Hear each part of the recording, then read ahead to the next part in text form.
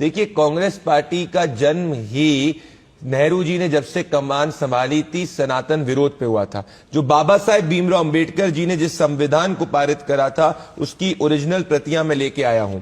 Fundamental rights में प्रभु श्री राम की प्रतिमा है। ये सनातन विरोधी थे, इसीलिए कांग्रेस पार्टी ने, गांधी परिवार ने प्रभु श्री राम की प्रतिमा को हटाया और इमरजेंसी लागू कर हमारे देश के नागरिकों के फंडामेंटल राइट्स भी छीने।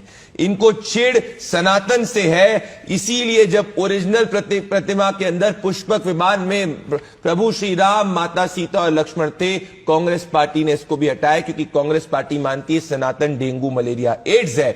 उस ओरिजिनल प्रतिमा में भगवान शिवाजी महाराज और गुरु गोविंद सिंह जी भी थे। कांग्रेस पार्टी हमारी कल्चरल हेरिटेज से नफरत करती है, वो मुगलों का सम्मान करती है, ना कि छत्रपति शिवाजी जी महाराज का, इसीलिए ये प्रतिमा भी हटाई।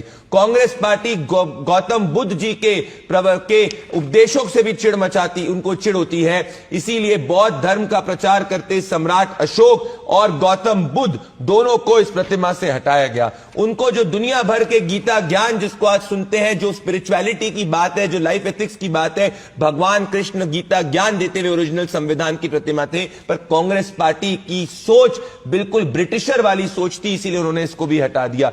कांग्रेस पार्टी को चिढ़ भगवान महावीर से भी है, इसीलिए जो महावीर जी की प्रतिमा थी तप में लीन महावीर, उसको भी हटा दिया। कांग्रेस पार्टी मानती थी कि आजादी सिर्फ नेहरू जी की देन है, इसीलिए आईएनए झंडे को सैल्यूट करते हुए नेताजी सुभाष चंद्र बोस की भी प्रतिमा उन्होंने संविधान से हटा दी। कांग्रेस पार्टी को चिढ़ मचती थी कि हमारे खुद के सांस्कृतिक धरोहर एजुकेशन इंस्टीट्यूशन से, इसीलिए नालंदा विश्वविद्यालय तक की प्रतिमा को कांग्रेस पार्टी ने हटा दिया। कांग्रेस पार्टी ने 70 साल में गंगा को क्लीन नहीं किया, क्योंकि गंगा सनातन संस्कृति और हिंदुओं की प्रतीक है, इसीलिए गंगा अवतरण का दृश्य तक कांग्रेस पार्टी ने हटा दिया। और यह सिर्फ यहीं तक सीमित नहीं था अशोक जी, माता सीता की तलाश में हनुमान जी जो सत्य की जीत बुराई के ऊपर दिखाते हैं, उसको तक इन्होंने हटा दिया। तो ये बात सिर्फ कांग्रेस के डीएनए की है, वो ब्रिटिश कॉलोनी के रूप में हमारे देश को चलाना चाहती थी, और इसीलिए राहुल गांधी ने ये संविधान तक की एम्प्टी कॉपी को अपने कांग्रेस के अधिवेशन में दिया, ना कि फुल कॉपी। भंडारी, लेकिन आपने जो तस्वीरें दिखाई, एक तस्वीर उसमें मिसिंग है,